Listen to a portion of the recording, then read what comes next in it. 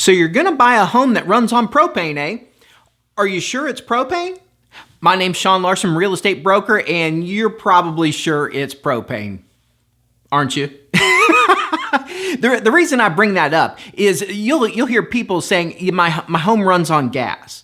Well, you got propane and you've got natural gas. Those are not the same thing at all. So anytime you are exploring a home to purchase and somebody says it runs on gas, be sure you know which one they're talking about. Natural gas is the utility that usually comes from a supplier, the municipality, gas company, something like that. It's usually available at the street. It's run to the home underground and it supplies your natural gas appliances, your cooktop fireplaces and things like that. Now propane is usually in a tank on the premises, and a lot of times the reason that occurs is because it is outside of the boundaries of where natural gas lines are run. Now, natural gas lines may eventually make it to that property as development occurs and they make it out there, but a lot of times it's I won't say as far as remote, because I've seen it very close to a municipality. It just so happens that the gas line didn't run there, the utility didn't run there. But a lot of times it is remote. The conditions are super wide. You might have an area where all the tanks are smaller tanks. They're above ground. The line runs down underground to the home.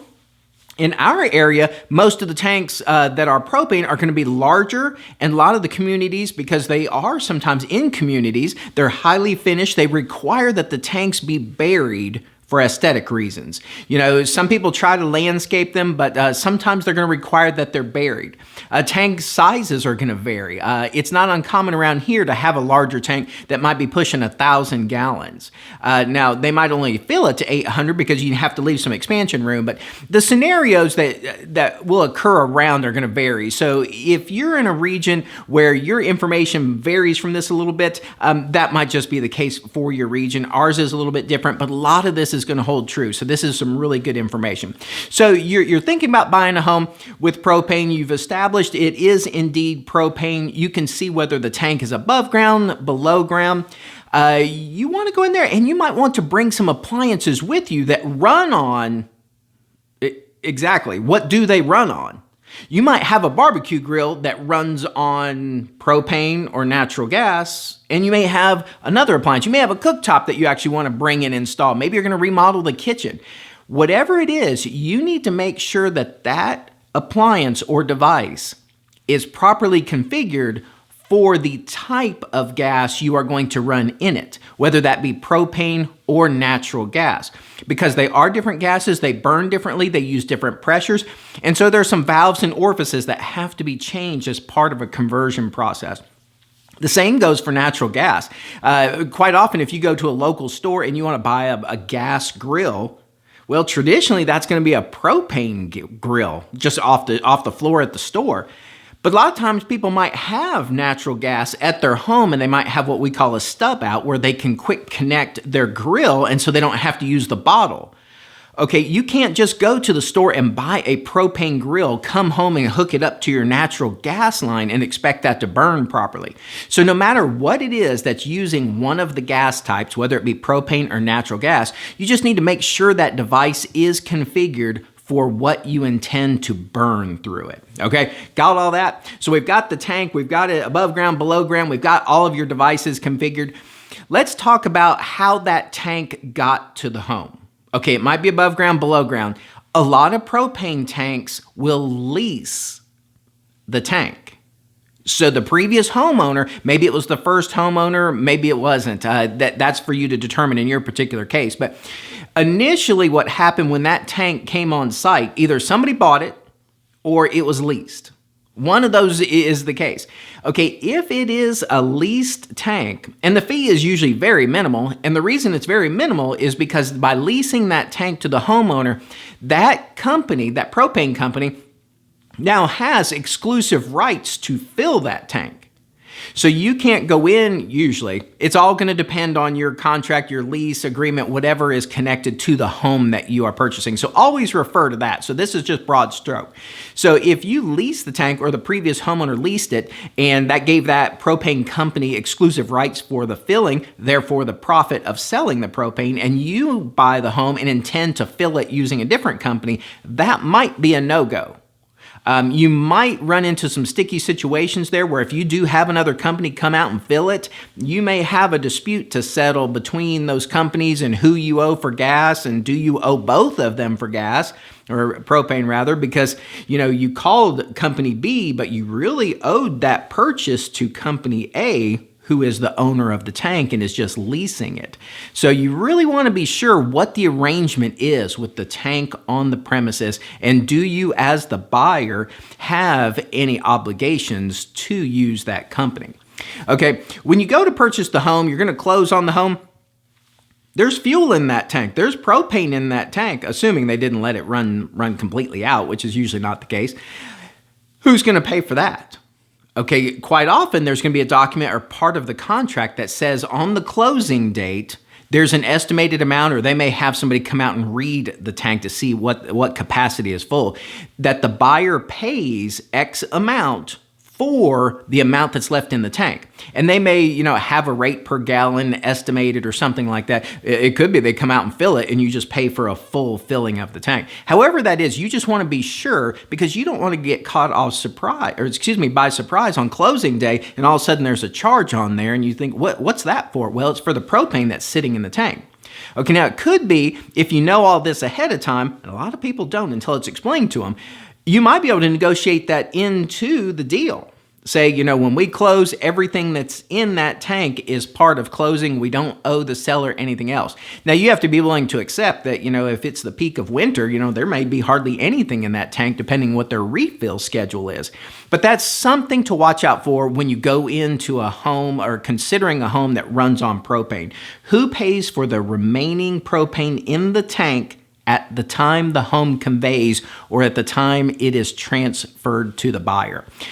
Speaking of running out, how do you get it filled? When do you get it filled? As a buyer of a home with a propane tank on it, what you want to do is you want to connect with a reputable supplier who can help you keep track of that. You don't want to run out.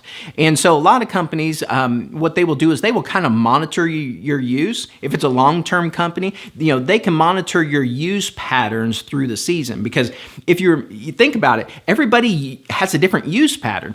Somebody might be running their heat off of it, all the fireplaces, the cooktop. They may have propane dryer hookup conversion on there. They may have 24/7 gas or propane lanterns on the front of the home. They may be just burning through stuff. And then a homeowner B might run a cooktop or maybe a fireplace occasionally, and their propane uses are very low because their other appliances, they might be electric. Maybe they have a heat pump. They're not burning propane, for their heat, and their cooktop is electric, and so they might only have a slight use. So what the propane companies can do is kind of help monitor and establish a pattern for your particular use.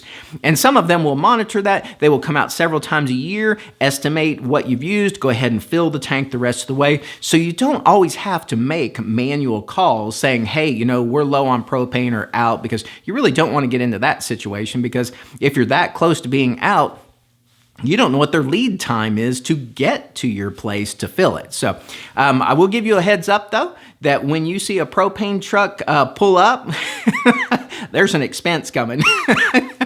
Because when you think about it, if you're just running electric heat, you're paying that power bill every month. So it's a little bit at a time. I hate to compare it to this, but it's a little bit like taxes. If your taxes are paid usually a little bit at a time. If you're a W-2 employee, they're taken out of each check. If you're self-employed, they're paid quarterly.